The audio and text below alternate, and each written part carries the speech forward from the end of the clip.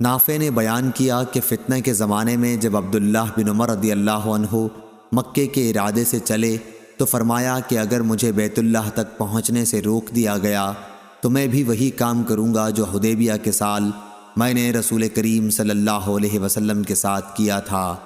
آپ نے عمرے کا احرام باندھا کیونکہ رسول اللہ صلی اللہ علیہ وسلم نے بھی حدیبیہ کے سال عمرے ہی کا احرام باندھا تھا۔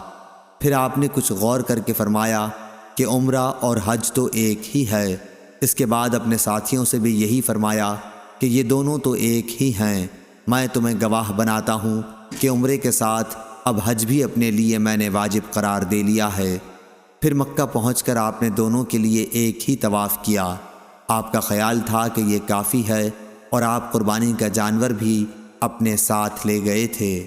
صحیح بخاری حدیث نمبر 1813۔